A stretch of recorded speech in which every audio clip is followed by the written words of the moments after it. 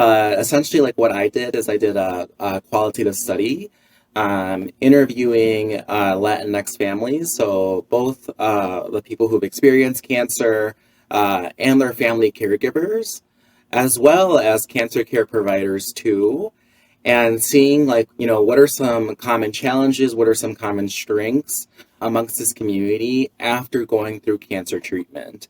What are still some of the barriers to occupation? What does occupation look like now?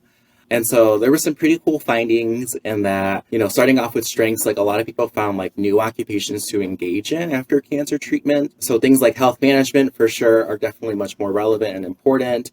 But even things such as like community participation and volunteering. Post-traumatic growth is essentially kind of the whole, you're better, you're stronger. What doesn't kill you makes you stronger type of deal.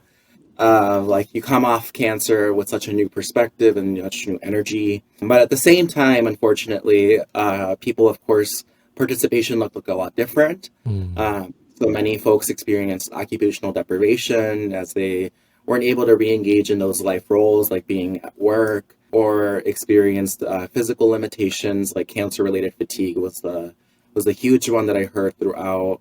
And even things like, I remember this one participant that I interviewed, she mentioned that one thing that really, like, her life has pretty much stayed the same pre and post, except for the fact that she can't go out dancing with her friends anymore because she gets tired so quickly. Fatigue. And so, when I heard that, I thought like, wow, like that's something that's actually like super, super duper important, right? Especially to a young woman, in her 30s, just kind of like, living life. Yeah. And how it's something also like super relevant to OT. So I think some of the implications is essentially realizing that, because cancer is a chronic condition, we should be treating it as one, right? Just like diabetes, hypertension, right? That carries on with you even after treatment.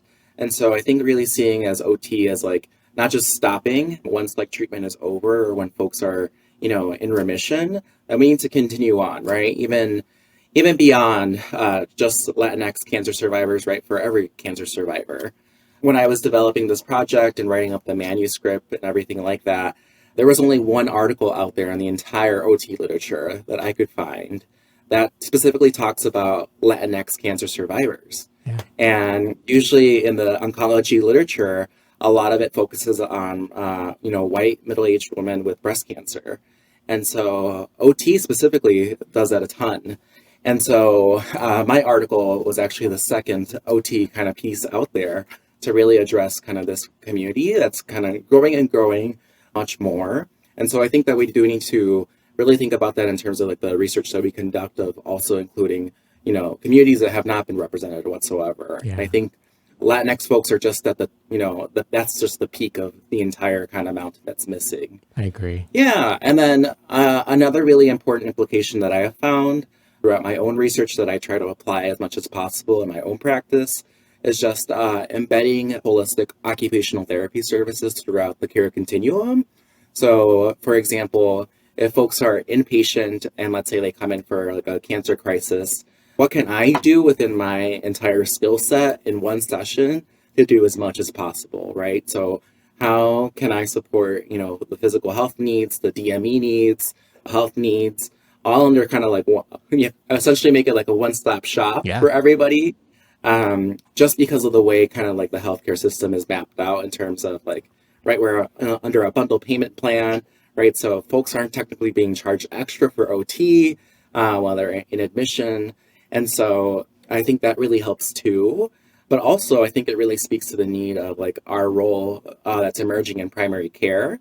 So part of my doctoral work was also working in an oncology clinic in a hospital and providing OT services, evaluations, and treatment sessions while people saw their oncologist. So while people were like waiting for their oncologist, we would do evals and intervention sessions with them too, just to kind of mitigate that whole like transportation barrier as well. And just kind of really paying attention entirely to the, social determinants of health and how we can finagle some of them. And I think like primary care is one that we can easily tackle, or, easily is a very light word, but it's a strategy that's been ongoing for the past couple of years to mitigate one social determinant of health.